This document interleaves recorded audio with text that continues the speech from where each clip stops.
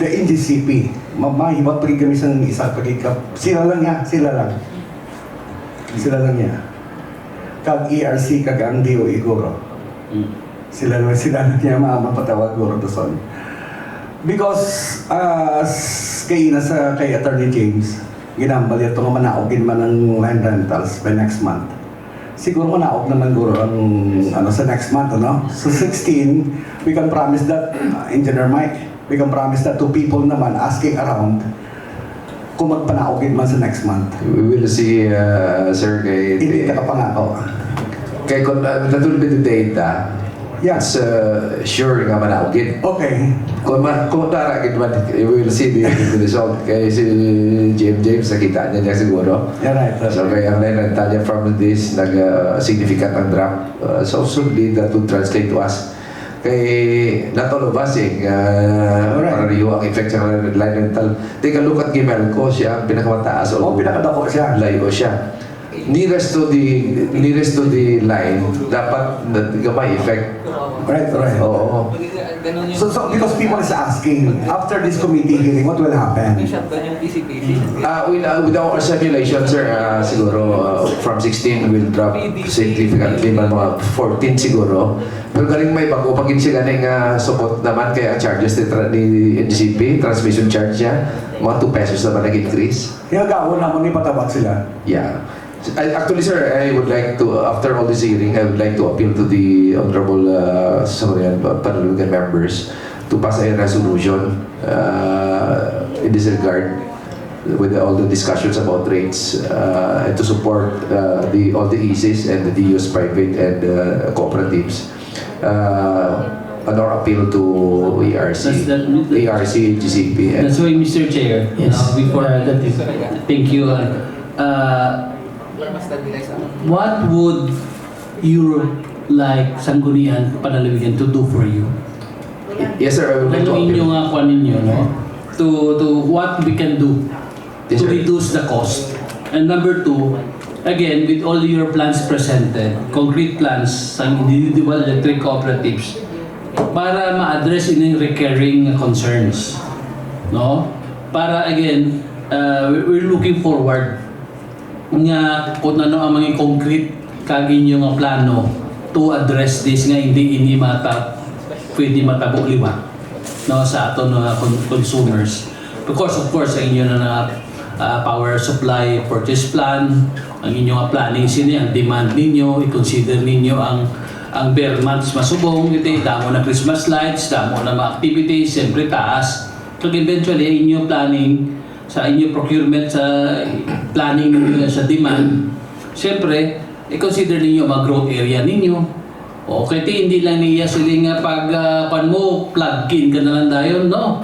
Because it is also concurrent on your as part of the system, as one of the players in the system, sa inyong projections sa pila ka adlaw nga bastante pabalay ning amon subong nga ginakontrata.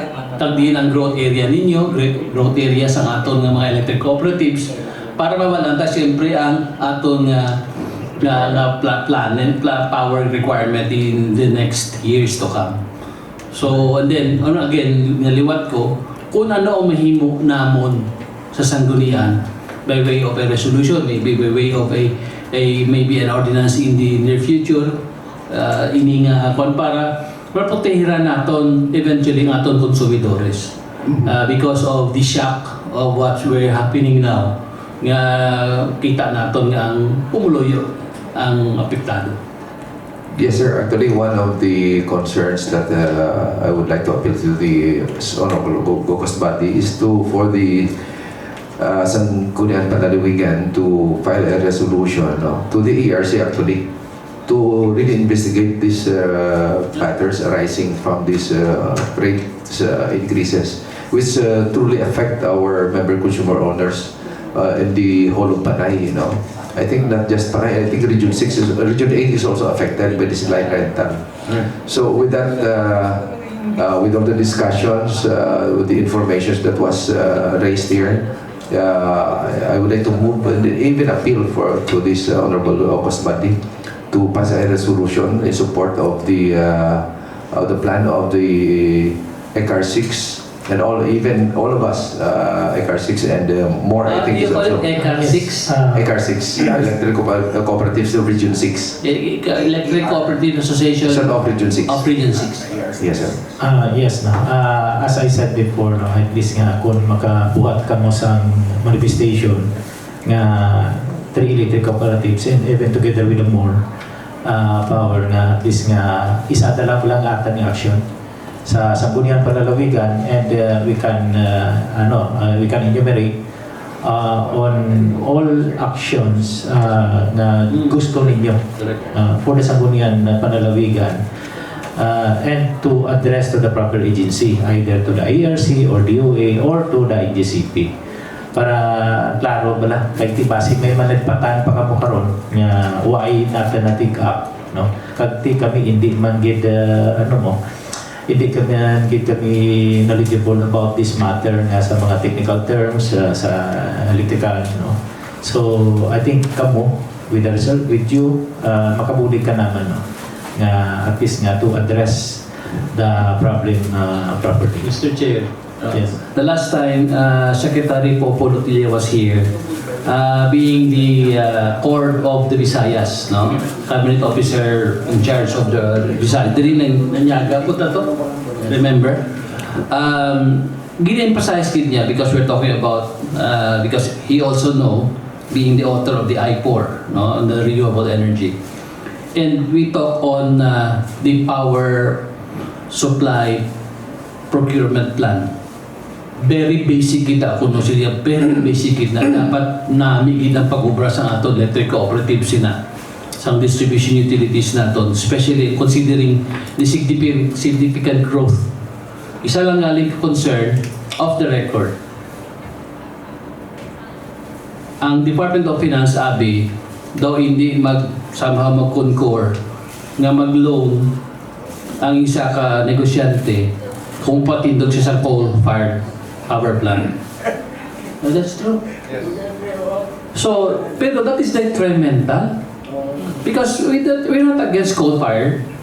May mga measures man ini mo. And you know, constructing a power plant takes you 3, 4, 5 years to complete. And pero ang significant increase mo iya sa area mo. Serious naman kita sa blackout, sinika. Again, basi may negative N1, das 2 naman. Oh. We're not up to the C. Attorney James. So, that again, what Secretary Popo Lutilla intimated to me, no, when we talk on that.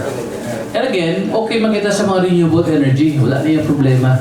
The concern of the government only is about the agricultural impact assessment because siyempre kabunan ng duta.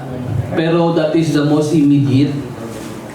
Mas madali ang renewable energy, most particularly the solar. So Mr. Chair, I believe we will be asking Engineer Carrido, but before Engineer Carrido, with your indulgence, Mr. Chair, ang ako na pamangkot sa DOE, thank you sir for being with us, is after hearing all of this, what is your agency will be doing? Especially on the although hindi ka ERC pero violation na to sa IPIRA law ang repertorial open line of communication which elicits transparency and of course accountability. So what would be your actions on this, and also how does DOE play work here, no, in monitoring this, especially this reportorial submission of documents and information? Ano inyo aralang DOE lang o iiyan lang kay ERC?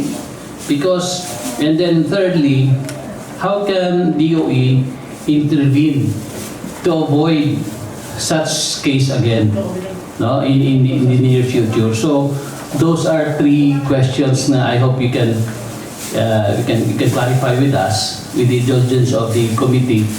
Again, I believe na dapat matagaan natin sing solusyon or from your end. Thank you. Yes, Engineer Carrido. Thank you, Mr. Chair. the Department of Energy is a policy-making agency.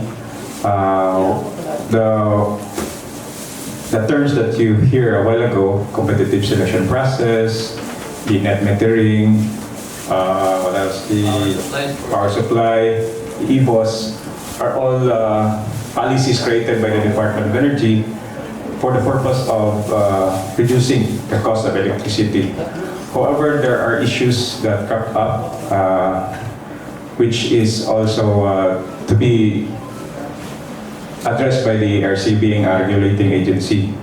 So my recommendation also is I support the call for the petition of the 3 electric cooperatives, including more, for this August body to file for a resolution before the ERC to hear the clamor or the issues that crop up with this implementation. There were already orders by the ERC granting in favor of the petitioner, or because I believe the ERC is a pro-consumer commission which listen to the call of the consumers. So on the part of the Department of Energy also, we have been monitoring the